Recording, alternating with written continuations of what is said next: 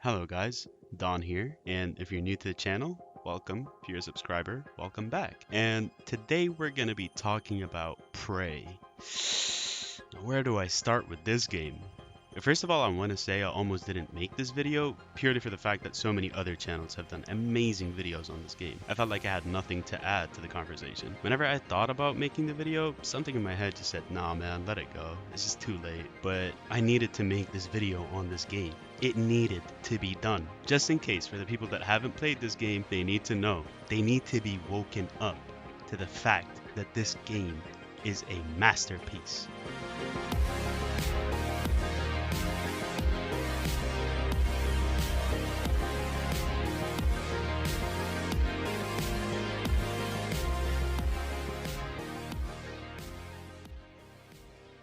In Prey, you're Morgan Yu, and yes, you have the choice between a male and female character at the beginning of the game. It's the year 2035, and in this universe, John F. Kennedy didn't get assassinated, which led to an age of scientific discovery with the Russians and Americans working together, which led to the discovery of neuromods.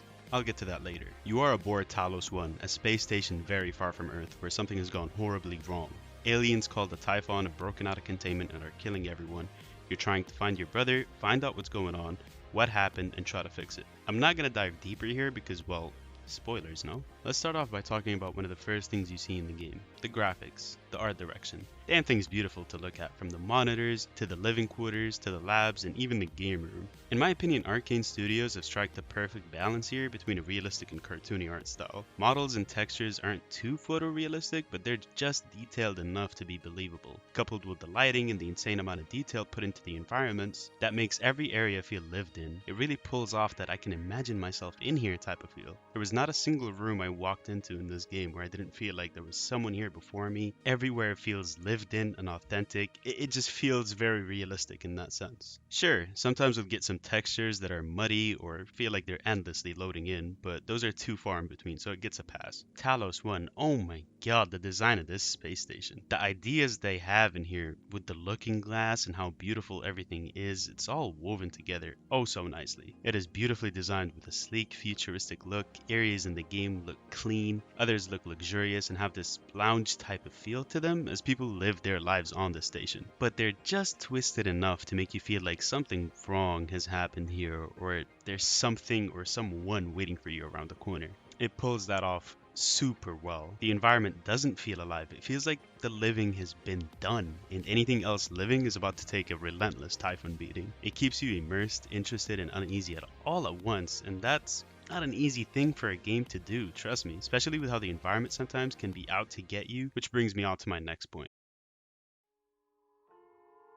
The enemies, or as this game calls them, the Typhon. Starting off with Mr. Prop Hunt himself, the Mimic. Now, if you know of this game, you know about these four tentacled bastards. But if you don't, the Mimic is exactly what the name suggests. These little a-holes can transform into practically any object in the world. Coffee mugs, chairs, boxes, what have you. There were so many times where I walked into a room and went, wait, now why would this single desk need two chairs? Before my heart proceeds to do a backflip, as not the chair, but the freaking box in the corner jumps at me and gives me a walloping. I mean, just look at this clip. Yeah, okay. Yeah, come on. Come on. Let's get out of the way, come on. Go. Ooh. Oh!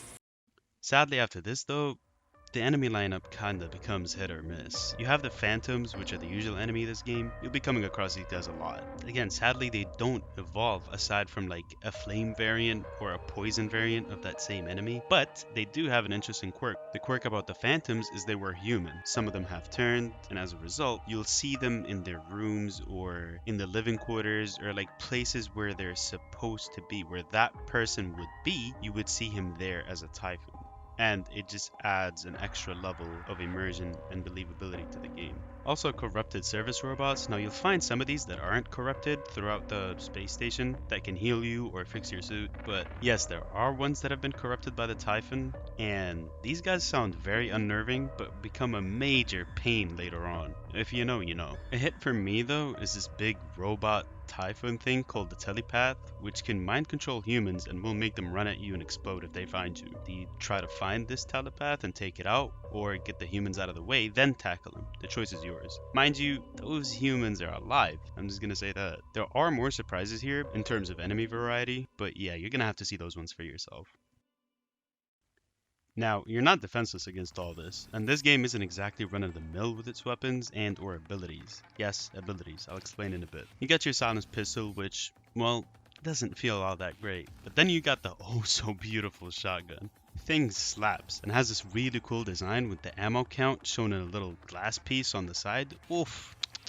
It just hits different, man. Then you got the glue gun. I've seen people compare this gun to Half-Life's gravity gun, and I'd say it's on that same level. Weapons in most games are just that, weapons. What would make a weapon be on a different level is if that weapon ties into mechanics in the game or can alter the world in some way. This weapon does that and then some. First of all, it can be used to freeze enemies so you can sneak in some hits before the glue quote unquote breaks. You use it to extinguish fires, you use it to stop electrical panels from shocking you, but above all, this thing can be used to create platforms or sort of stairs on the walls for you to climb on and reach places you wouldn't be able to otherwise. And they don't disappear, ever. Even if you leave the area, come back later, no matter how deep you are into the game, the very first glue gun shots you put on a wall will still be there. What I really appreciate as well is this game doesn't tell you what these weapons or tools can do. It may hint at them, or sometimes you'd have to explore to find out, like this little typhoon cage thing.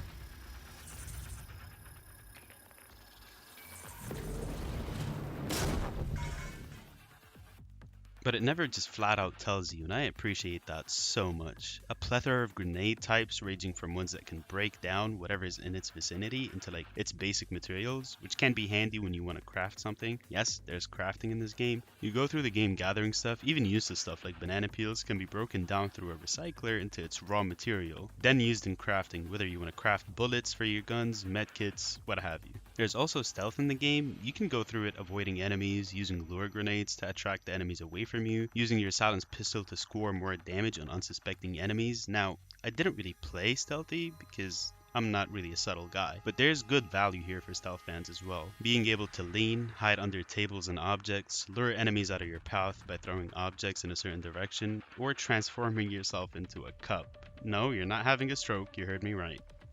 Remember when I said this game has abilities? Yeah, you're not just exploring for materials, weapons, blueprints for your crafting.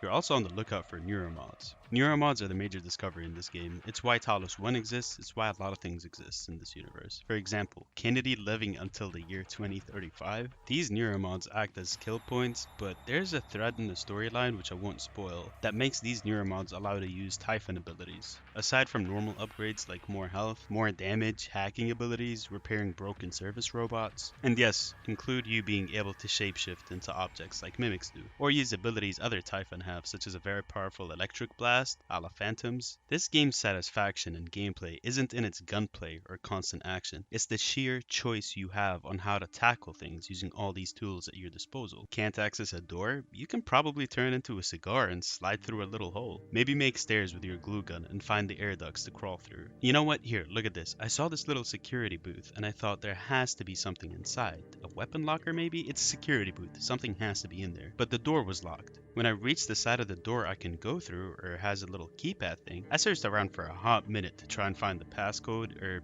the key card to the door until I looked at my surroundings and well, I found a way. Hell, it even goes as so far as every single human on this space station actually existing. I'm not saying, oh, they have names. No. If you go to a certain terminal or certain terminals, you'll find the status of every human on the station and their location, as they all have tracking devices, and you can go looking for those people, though it might be too late for some, and they might try to give you that walloping I mentioned earlier. Yeah. This whole space station is not just made in a realistic and sensible fashion. The whole thing is beautifully designed to be intertwined. It's all coherent. It's one giant level. Nothing feels disconnected or disjointed. Everything has a reason. You won't come across one area that feels like it was designed by a different person on the development team. This truly is a masterclass in level design, and I can guarantee you there will always be a way to reach a certain area that you haven't thought of or haven't even found yet. In conclusion, this game is fantastic. Yes, it missteps here and there with the combat and sometimes the textures and stuff, and the end of the game can be, frustrating, but it more than makes up for those things in every single other department. There are so many things I haven't mentioned here because I don't want to spoil them for you guys, but trust me when I say this game is way more than worth its purchase price. I'd also like to say thank you, Arkane, for making this game. You've all done an outstanding job. Now, I have one question left. Prey 2 when?